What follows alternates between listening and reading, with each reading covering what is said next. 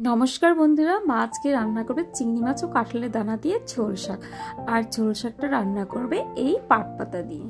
তো দেখো এখানে নিয়ে নিয়েছে পাট পাতা। পাট পাতাটাকে কিন্তু আগে থেকে সুন্দর করে বেছে পরিষ্কার করে নিয়েছে।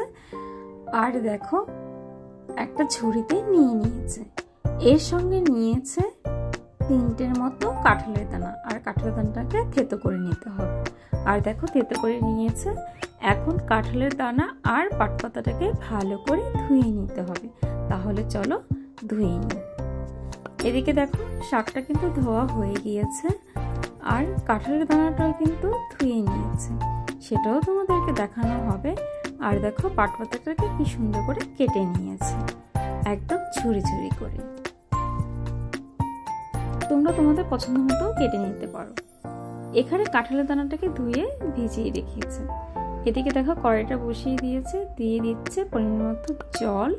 যেহেতু ঝোল শাক রান্না করবে তার জন্য জলটা দিয়ে দিয়েছে। দিয়ে দিবে পরিমাণ মতো নুন। এরপর দিয়ে দিবে সামান্য একটু হলুদের গুঁড়ো আর ধনের গুঁড়ো আর 4টের মতো কাঁচা লঙ্কা। তোমরা যেমন ঝাল খাও সেই পরিমাণে ঝালটা দিও। এখন দিয়ে একটু নেড়ে দিচ্ছে। আর এটাকে কিন্তু ভালো করে ফুটিয়ে নিতে হবে।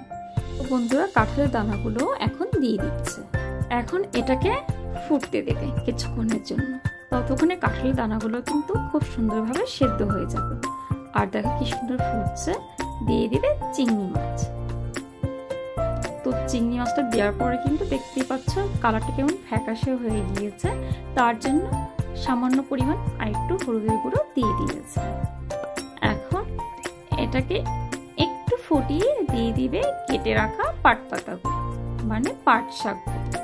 তো দিয়ে দিয়েছে, সবগুলোই কিন্তু দিয়ে দিয়েছে বন্ধুরা।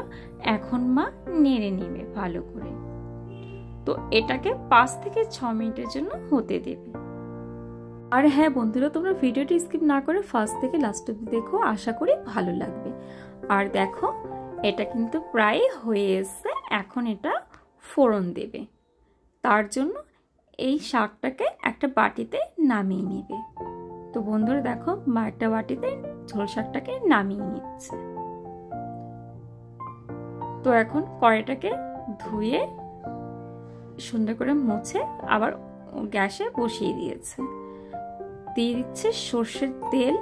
আর অবশ্যই কড়াইটাকে কিন্তু ভালো করে গরম করে নিতে হবে। তো দেখো তেলটাও কিন্তু গরম হয়ে গিয়েছে। ফোড়নে দিয়ে দিবে কালো জিরে, শুকনো লঙ্কা দিয়ে একটু নেড়ে নিচ্ছে। আর এখন দিয়ে দিবে ঝোল শাকটা। তো দেখো যখন যে কোনো কিছুই ফোড়ন দিবে তখন গ্যাসের ফ্লেমটা একটু কমিয়ে নেবে। এটাকে 2-3 মিনিটের মতো ফুটিয়ে নিলে একদম ঝোল শাক রেডি। তো বন্ধুরা কাঁঠালের দানা ও চিংড়ি মাছ দিয়ে ঝোল শাকটা একদমই রেডি। এখন মা বাটিতে নামিয়ে নিচ্ছে। আজকে এই পাট পাতার ঝোল শাকটা কেমন লাগলো অবশ্যই কমেন্টে জানিও।